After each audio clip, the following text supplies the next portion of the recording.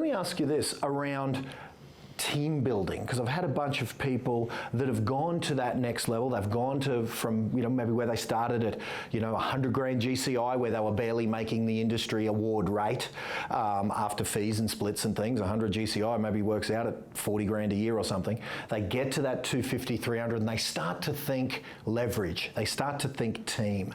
As someone who is, a scientist when it comes to this business, what's your take around team building, order of hiring, what they do, and any of your insights that some of us who haven't built the teams that you've built? What would you say? Well, I guess I can only speak from experience of the teams that I work with and seeing people have had great success in running teams. Probably one of the first observations, most people that go to a team environment start with, generally there's a few train wrecks along the way. So if you're kind of watching now and you've been through that's not unusual. And typically what happens is that a salesperson gets to that 250, 300 in GCI, okay, I want to grow a team. So first thing they do, they go to a conference, they get pumped up, they go, okay, I should put on a PA or whatever they want to do, right?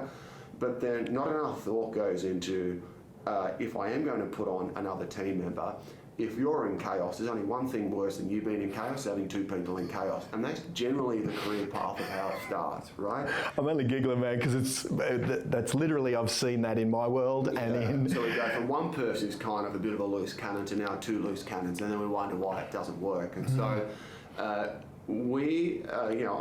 before I came down to see you now, I was literally upstairs half an hour ago talking to Tani in our HR department here around putting somebody into a team.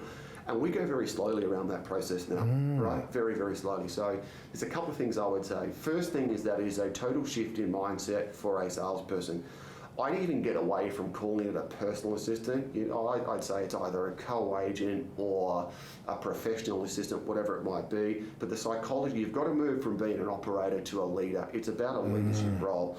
And so people that do well with assistants, if we're going to call it that for lack of a better word, are people that are providing longevity and career paths for people coming into that role. Does that make sense? Yeah. So if somebody is joining you, you need to be providing them with an opportunity to say, hey, what does your career path look like over the next 3 to 5 years, and mapping that out. So if we're both aligned to this vision, then there's more loyalty, we know what we're doing.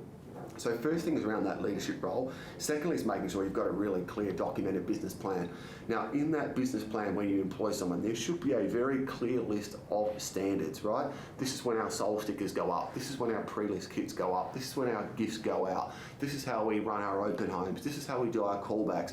Now if you haven't got that, don't dare put somebody on. Because if you don't know what you're doing, how can you honestly expect for somebody to come on and actually do it to your standard, right? So that's where I see most people go wrong. Number one, not understanding the leadership capacity. And leadership, if you without getting too clever about it, ultimately is about serving other people, right? So if you put somebody on, your mindset now shifts to, tell me about you, Glenn. If you're coming to work with me, what are your goals? What are your aspirations? Where do you want to be? And how can I help you get there? Okay, right, now I understand that. Let me put a career path in place for you. Now let me take you through my business plan. Go away and read that. Let me take you through the standards. And the best way to manage people is to manage the standard, not the person. I really like you as a person, Glenn, but we've got a clear set of standards that say soul stickers got to go up the day of unconditional. That wasn't done today. Yeah? What's the issue? Does that make sense? Oh, perfectly. So I'm sitting there with my business going, I need Phil as a mentor in that space, because I've been guilty of what many salespeople are guilty of, not doing that. And so stop winning it. And so rather than kind of getting upset with somebody because they can't read your mind, right? Like how they can read your mind. Yeah, I get it, mate. Let's actually have a playbook. And so our teams that I work with, so most of my time is spent coaching people in team environments here. And we are constantly looking at how do we improve our standards, how do we grow the people within that team, and really that the head salesperson now, they're a coach as well, and they're looking to serve and grow and build those people in that environment as well.